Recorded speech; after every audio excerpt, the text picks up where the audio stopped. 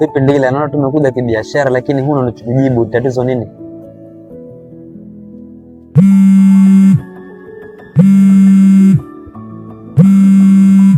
Oh, vipi?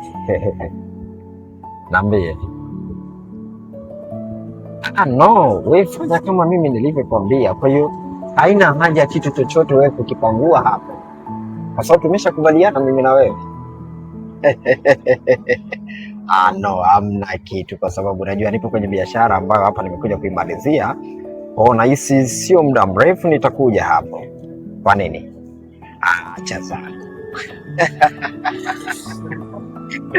Okay, fine. Kwa hiyo nikifika hapo nitakwambia uje, lakini usije ukapangua kitu, sawa? Okay, baadaye. Niambie. Sisi tunasubiri majibu yako, lakini naona huna unachojibu chochote, umekaa kimya.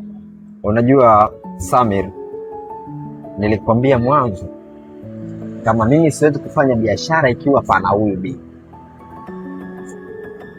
sawa? Kwa mimi najua nini ambacho nakifanya hapa. Usiniletee watu ambao hawana maisha hapa. Hii ni biashara muhimu sana, sawa? Na hisi kama hauna cha kuongea hapa, mimi niondoke. Niambie mapema.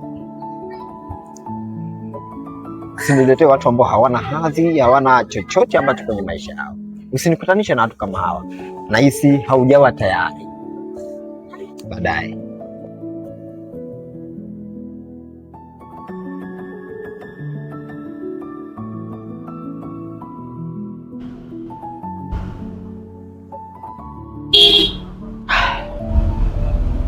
Kitu ambacho kimetokea.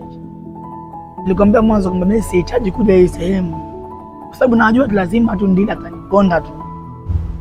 Yaani nijua tangu natoka, nijua kama hichi kitu lazima kitokee. Ndio maana nikakataa katu kwamba sihitaji kuja.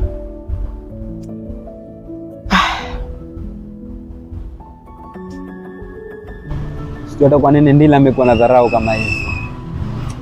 Ila okay, sawa, tuache tuangalie atakayokuja mbeleni. Kikubwa usijali, yote ni changamoto tu kama maisha. Yaani sikutegemea kwamba Ndila atabadilika atakuwa customer care.